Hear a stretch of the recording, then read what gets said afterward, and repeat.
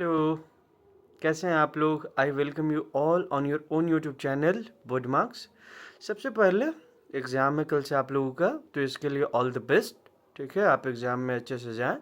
And कुछ एक बातें जो है एग्ज़ाम से रिलेटेड, मैं उससे रिलेटेड कुछ एक इम्पॉर्टेंट जो बातें हैं वो बताने के लिए आज वीडियो बना रहा हूँ। वीडियो का पर्पस है कि कल जब आप पीएचई का एग्ज़ाम देने जाएंगे, फिजिकल एंड हेल्थ एजुकेशन, तो आपको क्या क्या करना चाहिए। सिर्फ फिजिकल एंड हेल्थ एजुकेशन के लिए ही नहीं, बल्कि जो भी बच्चे अगर 10th में एग्ज़ाम दे रहे हैं आप लोग, या 12th के एग्ज़ाम दे रहे हैं, तो सारे सब्जेक्ट में कुछ एक नया अप्रोच जो है आपको ऑप्ट करना पड़ेगा। कई बच्चे फॉलो किए हैं या नहीं किए हैं। आज जो है 10th वालों का मैथ था, कल 12th का पीएचई है।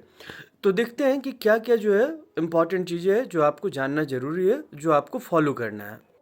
तो सबसे पहले आपको जो है टाइम से पहुंचना है, 9 बजे पहुंच जाना है। ठीक है, 10 बजे आपका एंट्री क्लोज हो जाएगा और किसी भी कीमत पे जो है आपको जो सर्कुलर सीबीएसई जारी किया हुआ है, 10 बजे के बाद आपको इंटर नहीं करने देगा। तो इससे बेटर है कि आप 9 बजे और मैक्सिमम जो है 9:30 बजे तक आप अपने एग्ज़ाम सेंटर पे पहुंच जाएं, ताकि आप सही से जो है अपने रूम में जा कर के बैठ जाए। 10 बजे आपको आंसर शीट डिस्ट्रीब्यूट कर दिया जाएगा, जहां पे आपको जो डिटेल्स है, बेसिक डिटेल्स आपको फिल करना होगा।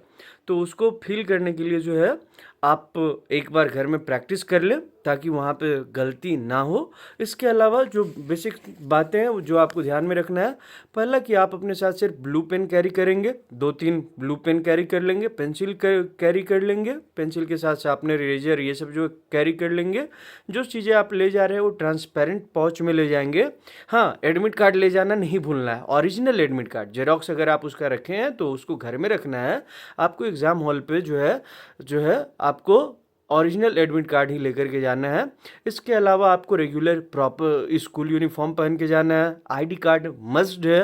ठीक है, और उसके अलावा जो है आप अगर चाहे तो एनालॉग वॉच जो है आप पहन सकते हैं, डिजिटल वॉच ले नहीं जाना है। या फिर अगर वॉच नहीं भी ले जाना चाहते हैं तो उसमें कोई दिक्कत नहीं है।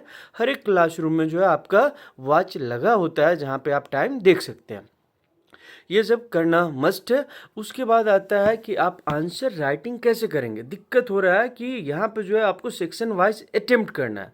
सेक्शन वाइज अटेम्प्ट करना है मतलब अगर एमसीक्यू सेक्शन का जो है 1 से लेकर के 20 तक है, तो पहले जो है आप अटेम्प्ट करेंगे सेक्शन ए ऊपर में लिख करके जो है 1 से 20 तक एमसीक्यू जो लिख रहे हैं, तो 1 लाइन छोड़ करके आप लिखने की कोशिश करेंगे कि एक, उसके बाद सेकंड जो है सेकंड लिखे, एक हम दिखा भी देंगे डेमो, अभी बस समझ लेना है। उसके बाद सेक्शन बी अटेम्प्ट करना है। तो सेक्शन बी में कई बार बच्चे क्या करते हैं, स्कूल में ऐसे करते रहे, मैंने कई बच्चों का देखा है कि सेक्शन बी का जो क्वेश्चन है सेक्शन सी या सेक्शन डी लिखने के बाद जो है फिर उसके बाद सेक्शन बी का क्वेश्चन लिख रहे हैं। तो इस बार वो गलती आपको नहीं करना है। इस बार आपको ध्यान रखना है कि हम क्या करें।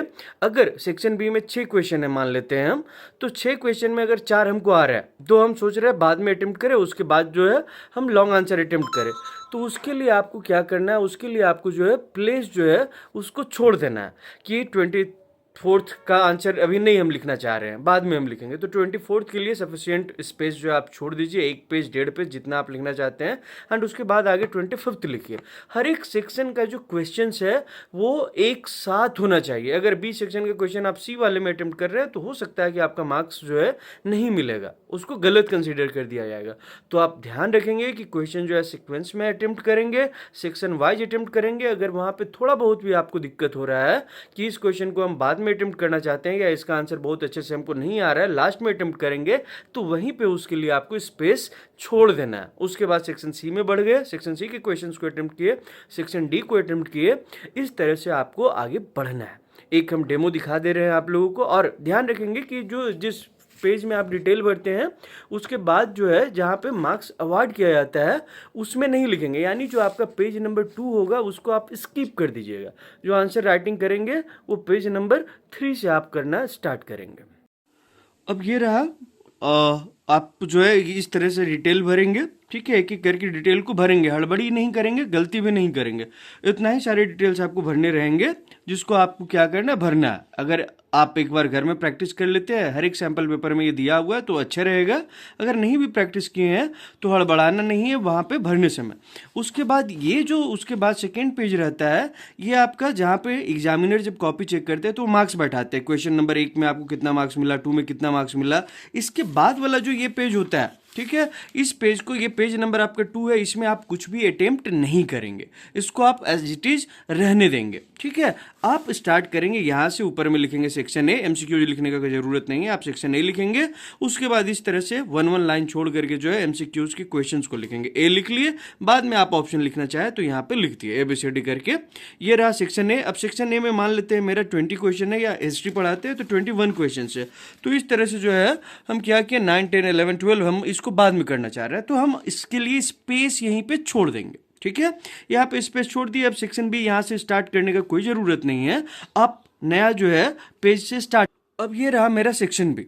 सेक्शन बी यहाँ पे लिख दिए। सेक्शन बी लिखने के बाद जो है शॉर्ट आंसर क्वेश्चन है, ठीक है, हम यहाँ पे जो है इसका आंसर लिखे। आंसर जो है आप प्रॉपर ध्यान रखिए, प्रॉपर स्पेस देंगे, प्रॉपर जो है लाइन छोड़ेंगे, और बाद में जब सारा आंसर कंप्लीट हो जाएगा तब जाकर के आप ये अंडरलाइन करने का काम करेंगे। तो प्रॉपर एकदम नीट एंड क्लीन आपको लिखना है। ये हमने लिखा, जो है सफिशिएंट पॉइंट्स लिख दिए। इसके बाद ये मेरा क्वेश्चन नंबर 22 था। अब ये रहा मेरा 23। अब 23 का क्वेश्चन का आंसर जो है हमको नहीं आ रहा है, तो हम क्या करेंगे, यहाँ पे स्पेस छोड़ देंगे इसके लिए। फिर अगर 24 नहीं आ रहा है, स्पेस छोड़ देंगे। उसके बाद हम आगे का लिखेंगे। फिर इसके बाद हम चले जाते हैं सेक्शन सी। अब हमने क्या किया कि जो नहीं आ रहा था उसके लिए मैंने पेजेस छोड़ दिया। ठीक है, और ये बात ध्यान रखिएगा कि अगर आंसर आपका कंप्लीट हो रहा है हाफ में, कि यहाँ पे हम 22 लिख रहे थे तो यहाँ हाफ में जो है मेरा आंसर कंप्लीट हो गया, तो यहाँ पे नया क्वेश्चन स्टार्ट मत कीजिए। बेटर रहेगा कि आप अगला पेज में जो है यहाँ पर स्टार्ट करिए। अब मेरा आता है सेक्शन सी। हमको आता है, हम सेक्शन बी के लिए स्पेस छोड़ दिए, जहाँ पे हमको लिखना था जितना लिख दिए, छोड़ दिए। अब आते हैं सेक्शन सी। सेक्शन सी हमको अच्छे से आता है, फिर हम सेक्शन सी का जो है आंसर लिखना शुरू कर दिए। सेक्शन सी में भी हो सकता है कि 1-2 क्वेश्चन हम बाद के लिए रखें, तो कोई बात नहीं। सेक्शन सी में फिर से जो है हम सफिशिएंट स्पेस जो है छोड़ेंगे यहाँ पे, और सफिशिएंट स्पेस जैसे यहाँ पे छोड़ दिए। उसके बाद आते हैं हम सेक्शन डी में। अब जो है के बाद जो है सेक्शन डी का क्वेश्चन हम अटेम्प्ट करना स्टार्ट किया। सेक्शन डी मेरा पूरा कंप्लीट हुआ, एंड उसके बाद जो है इस तरह से मेरा एग्जाम ओवर। ठीक है, तो गलती नहीं करेंगे, हड़बड़ी नहीं करेंगे, आप जो है प्रॉपर तरीके से लिखेंगे। पेज में यहाँ पे छूट रहा है, इतना 4-5 लाइन छोड़ देना है, कोई परेशानी की बात नहीं है। आप नया पेज में स्टार्ट कर सकते हैं, आपको सफिशिएंट जो है सप्लीमेंट्री शीट मिल जाएगा। आपको क्या करना है, you have to present beautifully, आपको बहुत अच्छे से लिखना है। ठीक है, और लिखने के बाद समय बचे तब अंडरलाइन करना है। ठीक है, घर में प्रैक्टिस कर लीजिए कि किस क्वेश्चन में जो है शॉर्ट आंसर क्वेश्चन को लिखने के लिए हमें कितना टाइम देना है, लॉन्ग आंसर के लिए कितना टाइम देना है, एंड उसके बाद जो है वहाँ पे आप you are going to excel. Exam का प्रेशर नहीं लेना है, and all the very best. तो आज इतना ही, आप एग्जाम का प्रेशर नहीं ले, एग्जाम अच्छा जाएगा। क्वेश्चन को छोड़ना नहीं है, नहीं आ रहा है उससे रिलेटेड पॉइंट्स को आप लिखने का कोशिश कीजिए, रिकॉल कीजिए क्वेश्चंस को, सीट को ब्लैंक नहीं छोड़ना है। और ऑनलाइन इवैल्यूएशन को लेकर के आपको टेंशन नहीं लेना है, ये परेशानी टीचर्स को होंगे।